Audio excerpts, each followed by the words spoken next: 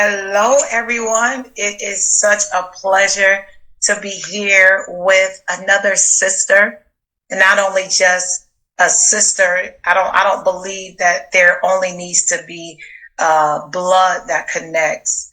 I believe as spiritual beings, we're all sisters, and I'm so glad that I could be a part of this organization, of course, with Jackie and the phenomenal work that she's doing with her consulting business.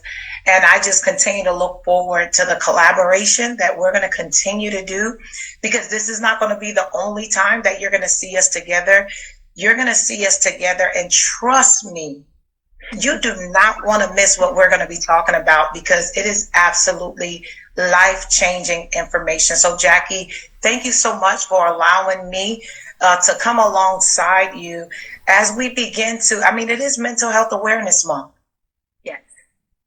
And so to have this opportunity to really join and really talk about some of the things that are so essential in our everyday life, I am honored to be a part of this organization as well. Emotional intelligence is so important because research has said that emotions drive 80 to 90% of the decisions that we make. And yes, I did say that. I said 80 to 90%. Now, notice when I said decisions, I didn't just say financial decisions. I didn't just say relationship decisions.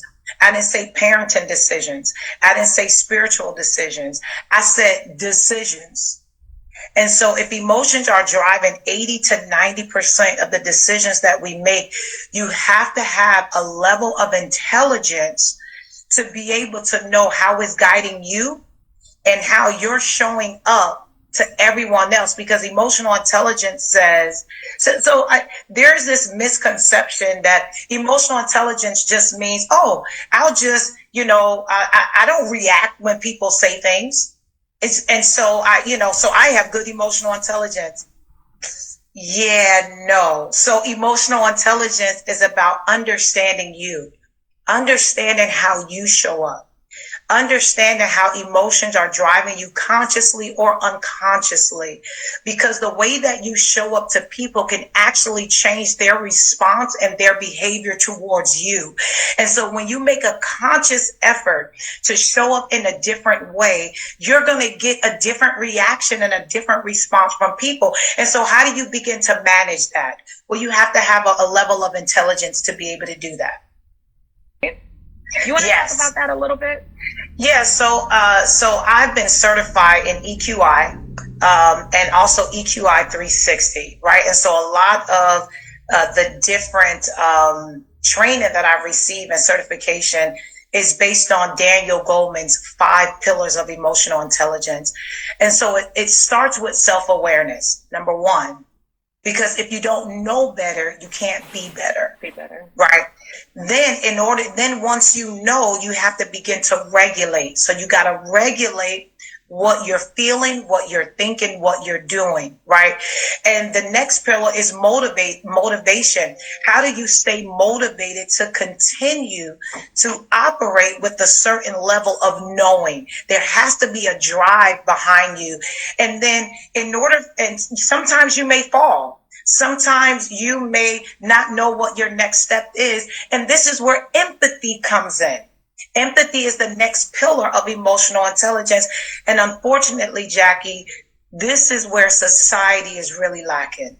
And so these are all of the 5 pillars of emotional intelligence, and it relates to our everyday decision making. And when you show up better, people is going to respond different.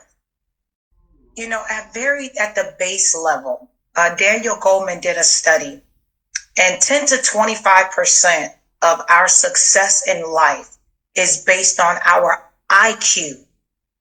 10 to 25%, but 75 to 90% of our success in life is based on our emotional health. And so as society, we have got to be very clear that either your emotions is going to drive you unconsciously, or you can make and be intentional about responding appropriately in your relationships with other people. Because just like you said, Jackie, this world is all about relationships. Mm-hmm. And if you don't know how you're showing up to those relationships, then people are going to treat you any type of way, because you teach people how to treat you, right? You teach people how to treat you. And so you got to be very clear on how you want people to treat you, right?